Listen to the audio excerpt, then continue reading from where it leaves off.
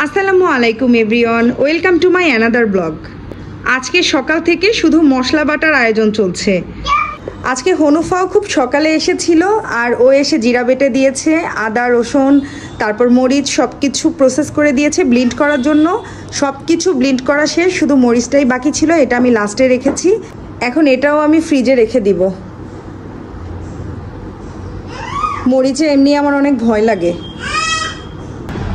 কাজ করছি আর কাজের ফাঁকে ফাঁকে ব্যালকনিতে যে উকি ঝুঁকি মারছি কামিনী এলো নাকি।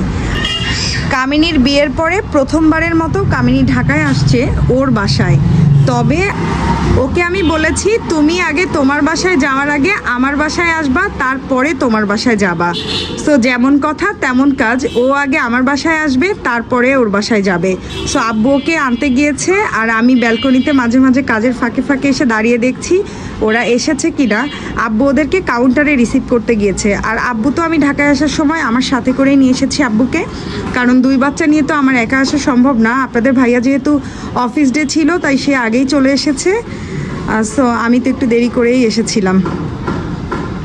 এই যে ফাইনালি কামিনীরা চলে এসেছে, বাবুর রিক্সার জন্য অপেক্ষা করছে। 2টা রিক্সা এসেছে, আব্বু আর কামিনী একটাই আর বাবু আর একটাই।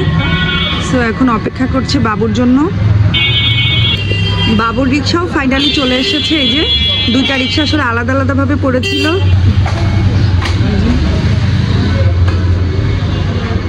আম্মু আমাদের জন্য অনেক মাছ মাংস পাঠিয়েছে, 1 বালতি বোঝাই মাছ মাংস পাঠিয়েছে আমার আর কামিনীর জন্য। এখন এগুলো সব আমি ফ্রিজে রেখে দিব। আর এটা হচ্ছে কামিনীর শ্বশুরবাড়ির কাঁঠাল। কামিনীর শ্বশুরবাড়ি থেকে অনেকগুলো কাঁঠাল এনেছিল আর তার ভিতর থেকে আম্মু আমার জন্য একটা কাঁঠাল পাঠিয়ে দিয়েছে। এই যে কামিনীর শ্বশুরবাড়ির গাছের কাঁঠাল। এই যে কামিনীর শ্বশুরবাড়ির কাঁঠাল এখন ভাঙছে আমার আব্বু। এই যে হচ্ছে রোয়া, এগুলো কিন্তু একদম খাজা কাঁঠাল, মাশাল্লাহ। দেখি প্রথম রোয়াটা খেয়ে। এই যে একটা চাবি দিয়ে শুরু করি, চাবি খেতে আমার বেশি ভালো লাগে। বিসমিল্লাহ। অনেক মিষ্টি, অনেক মজা। দেখছেন এক একটা রোয়ার কি অবস্থা, বিশাল সাইজ।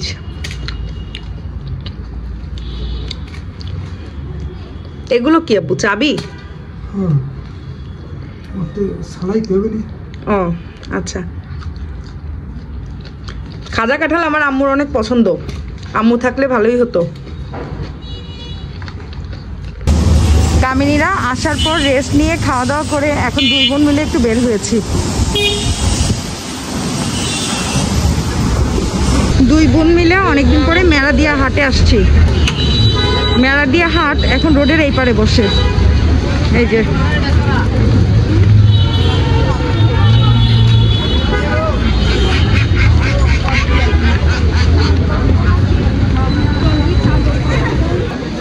আমরা 2 জন মিলে মেরাদিয়া হাটে ঘুরছি আর টুকিটাকি কিছু জিনিস কিনছি। এটা হচ্ছে মাছের বাজার।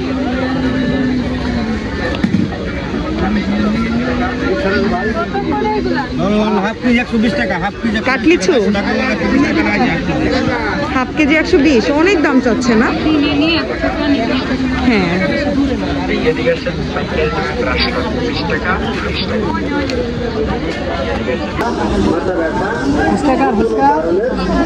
বেলপুরি আমাদের কিন্তু। আমরা এখান থেকে এখন একটু বেলপুরি খাচ্ছি। মেয়েদের তো ফুচকা বেলপুরি দেখলে আর মাথা ঠিক থাকে না, খেতেই হবে। এটা আমাদের ভেলপুরি, হ্যাঁ বোম্বাই দিয়ে দিছে। এটা হচ্ছে আমাদের বোম্বাই ভেলপুরি, আমরা বোম্বাই দিয়ে নিয়েছি এটা।